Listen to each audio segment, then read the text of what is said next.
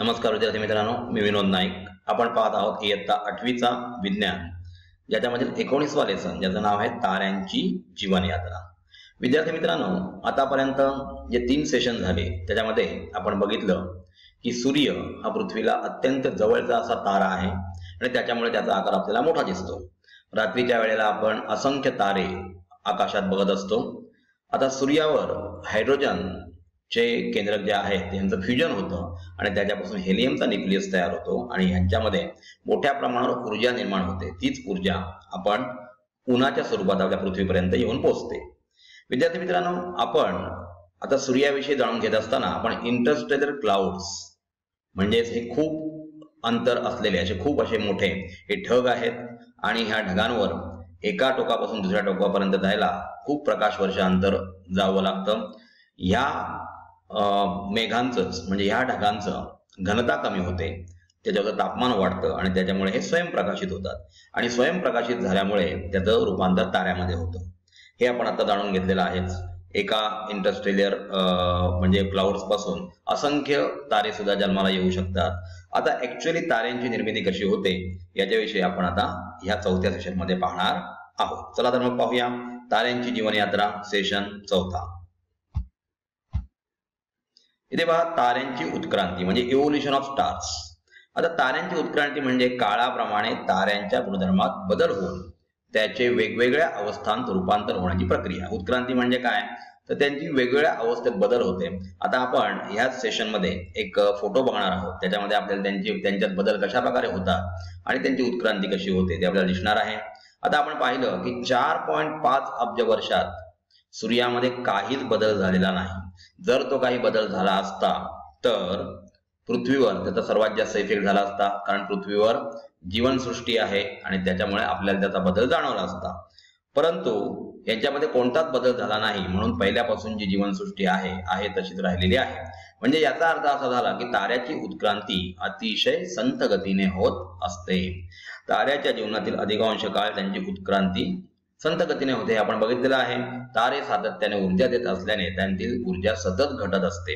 म्हणजे ऊर्जा दिली गेल्यामुळे त्याच्यात निर्माण होणारी ऊर्जा ही हळूहळू कमी कमी होत असते. इथे पहा, आपल्याला माहिती आहे ताऱ्यांचे स्थैर्य जर कायम राहायचं असेल तर जे कण असतात, वायूचे कण जे आहेत, जसं की आपण बघितलं हायड्रोजन वायू यांचे कण एकत्र येऊन हेलियम चा न्यूक्लियस तयार होतो. आता हायड्रोजनचे कण असतात ते गुरुत्वीय बलामुळे एकमेकाकडे खेचले जातात आणि त्याच वेळेला वायूंवरील दाब जो आहे तो त्याला बाहेर नेण्याचा प्रयत्न करत असतो. हे आपण मागच्या सेशन मध्ये पाहिलेलं आहे. तर ह्या 2 गोष्टींमुळे गुरुत्वीय बल आणि वायूचा दाब याच्यामुळे यांना म्हणजे ताऱ्यांना जे स्थैर्य लाभलेलं आहे ते समतोल स्वरूपात आहे, म्हणजे बॅलन्स स्टेट मध्ये ताऱ्याचं तापमान स्थिर राहतं आणि अशा प्रकारचं तापमान स्थिर राहणं आवश्यक आहे. तापमान स्थिर राहण्यासाठी ताऱ्यात ऊर्जा निर्मिती होणे आवश्यक आहे. म्हणजे ऊर्जा निर्मिती सतत होत राहिली तरच तापमान स्थिर होणार, नाही तर तापमान कमी कमी होत जाणार.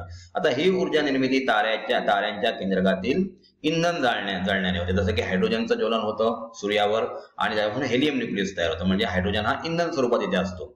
ही ऊर्जा निर्मिती ताऱ्यांच्या केंद्रातील इंधन जळण्याने होत असल्याने ताऱ्यांच्या उत्क्रांतीचे कारण त्यांच्या केंद्रातील इंधन जळणे व त्याचा साठा कमी होणे हे आहे. जसं जसं इंधन जळत जातं तसा त्याचा इंधनाचा साठा कमी होत जातो आणि म्हणून ताऱ्याची उत्क्रांती होते.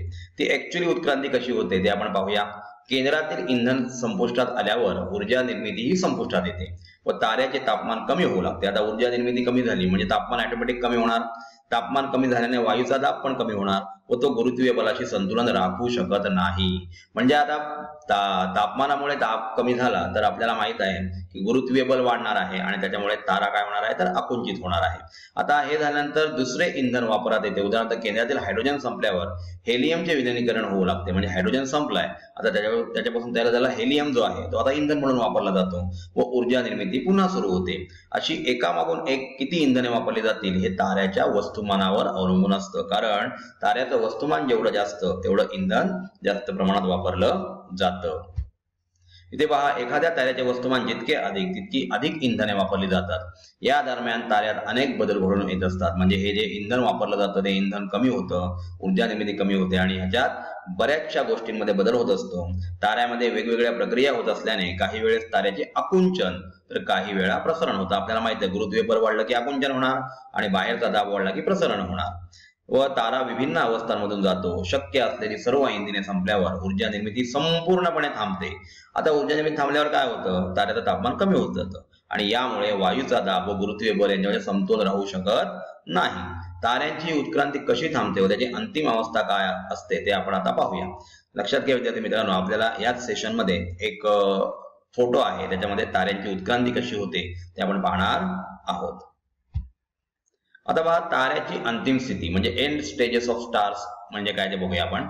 ताऱ्याचे वस्तुमान जितके अधिक तितक्या जलद गतीने त्यांची उत्क्रांती होते. कारण जेवढं जास्त वस्तुमान तेवढं त्यांना इंधन जास्त लागतं आणि इंधन संपत आल्यानंतर तुम्हाला म्हणजे त्याच्यामध्ये उत्क्रांती होते आणि नवीन तारा तयार होतो. ताऱ्याच्या उत्क्रांतीत टप्प्याटप्प्याने येणाऱ्या अवस्था म्हणजे ताऱ्याच्या उत्क्रांतीचा मार्ग हा देखील ताऱ्याच्या वस्तुमानावर अवलंबून असतो. ही उत्क्रांती कशी थांबते ते आपण पाहूया. आपण पाहिलं की ताऱ्यांमधून होणारी ऊर्जा निर्मिती बंद झाल्यास तापमान कमी होत गेल्याने वायूचा दाब कमी होतो. आपल्याला माहित आहे, ऊर्जा निर्मिती कमी होत गेली त्याच्यामुळे वायूचा तापमान कमी झालं, त्यामुळे वायूचा दाब कमी होत गेला आणि त्याच्यामुळे इथे गुरुत्वीय बल वाढलं. गुरुत्वीय बल वाढल्यामुळे हे पार्टिकल्स केंद्रकाकडे घेतले जातील आणि ते आकुंचित होतील आणि त्याच्यामुळे त्याची घनता वाढते. वायूची घनता खूप अधिक झाल्यावर त्यात काही असे दाब निर्माण होतात, म्हणजे नवीन दाब निर्माण होतात जे तापमानावर अवलंबून असत नाहीत. आता तापमानाची काहीच गरज नसते त्याला. तर अशा परिस्थितीत ऊर्जा निर्मिती संपूर्णपणे थांबल्यावरही व त्याचे तापमान कमी होत गेल्यावरही हे दाब स्थिर राहतात आणि त्यामुळे ताऱ्याचे स्थैर्य कायम राहू शकते व ती ताऱ्याची अंतिम अवस्था होते. म्हणजे इंधन संपलं म्हणजे ऊर्जा समाप्त झाली, म्हणजे तापमान कमी झालं, आता हा आकुंचित होतो, त्याची घनता वाढते आणि त्याच वेळेला अशी नवीन काहीतरी दाब निर्माण होतात जे तापमानावर अवलंबून नसतात आणि त्याच्यामुळे इथे तारा स्थिर राहतो. इथे पहा, आपल्याला वस्तुमानाप्रमाणे ताऱ्यांची उत्क्रांती व त्याच्या अंतिम अवस्था बघायची आहे. विद्यार्थी मित्रांनो, ही डायग्राम व्यवस्थितपणे बघून घ्या, कारण आपल्याला पुढल्या शेवटच्या सेशन मध्ये याच्याबद्दल एक्सप्लेनेशन द्यायचं आहे. आंतरतारकीय मेघ म्हणजे इंटरस्टेलर क्लाउड्स बघा. कमी वस्तुमान असलेला तारा निर्माण झालेला आहे. तांबडा राक्षसी तारा हे नाव आणि त्याचं स्ट्रक्चर डोळ्यासमोर ठेवून घ्या. विस्फोट होतो आणि श्वेतपटू तयार होतो. त्याच्यानंतर दुसरी प्रोसेस बघा. अधिक वस्तुमान असलेला तारा महाराक्षसी तारा, तो ऑरेंज कलरने दाखवलेला आहे. त्यानंतर इथे महाविस्फोट होतो. असे महाविस्फोट आपण चीनी लोकांनी अशा प्रकारचा विस्फोट पासून झालेला तारा बघितलेला आहे. त्याच्यानंतर न्यूट्रॉन तारा आणि कृष्णविवर तयार होतात. आता कृष्णविवर ब्लॅक होल्स याची डिस्कव्हरी स्टीफन हॉकिन्स यांनी केलेली आहे. त्याच्याविषयी आपण त्यांची माहिती घेतलेली आहे ऑलरेडी. तर आता आपण या पिक्चरचा संदर्भ घेऊन येणाऱ्या अंतिम सेशन मध्ये याच्याविषयी डिस्कशन करणार आहोत. तेव्हा ताऱ्यांच्या मूळ वस्तुमानाप्रमाणे त्यांच्या उत्क्रांतीचे 3 मार्ग आहेत. यानुसार आपण ताऱ्यांना 3 गटात विभागू शकतो. तुम्हाला सांगितलं 3 मार्गाने त्याची उत्क्रांती होत असते. म्हणजे पृथ्वीच्या वस्तुमानापेक्षा कमी असलेले, पृथ्वीच्या वस्तुमाना इतके असलेले किंवा पृथ्वीच्या वस्तुमानापेक्षा जास्त असलेले. एका गटातील सर्व ताऱ्यांच्या उत्क्रांतीचा मार्ग व त्यांची अंतिम स्थिती एक समान असते. याबद्दल आपण अधिक जाणून आता घेणार आहोत. म्हणजे एकाच गटातील सर्व तारे जे असतील त्यांचा उत्क्रांतीचा मार्ग व त्यांची अंतिम स्थिती एक समान असते. तर विद्यार्थी मित्रांनो, अशा प्रकारे या सेशन मध्ये आपण पाहिलं की गुरुत्वीय बल वाढल्यामुळे म्हणजेच काय होतं, इंधनाचं ज्वलन झालं की ऊर्जा निर्मिती पूर्णपणे ताऱ्याच्या पृष्ठभागावर थांबते आणि ऊर्जा निर्मिती थांबल्यानंतर तो तारा आकुंचित पावतो, कारण बाहेरील तापमान जे आहे ते कमी होत जातं आणि त्याच्यामुळे इथे गुरुत्वीय बल वाढतं.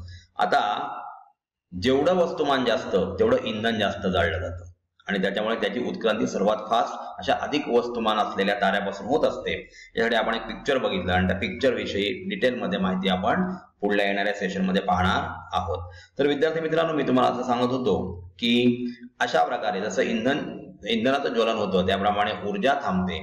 इंधन जळणं थांबलेलं आहे, ऊर्जा निर्माण होणं थांबलेली आहे, बाहेरील वायू जो आहे त्याचं तापमान पूर्णपणे कमी झालेलं आहे, त्यामुळे वायूचा दाब कमी होतो आणि अशा वेळेला गुरुत्वीय बल वाढल्यामुळे ग्रॅव्हिटेशनल फोर्स वाढल्यामुळे तारा आकुंचित होतो आणि या ठिकाणी आता नवीन दाबांची निर्मिती होते, नवीन वायूंच्या दाबांची निर्मिती होते जे तापमानावर आधारित नाही आहेत आणि त्याच्यामुळे या ताऱ्याला स्थैर्य प्राप्त होतं. आता ही उत्क्रांती एक्झॅक्टली होते कशी ती आपण शेवटच्या सेशन मध्ये पाहणार आहोत.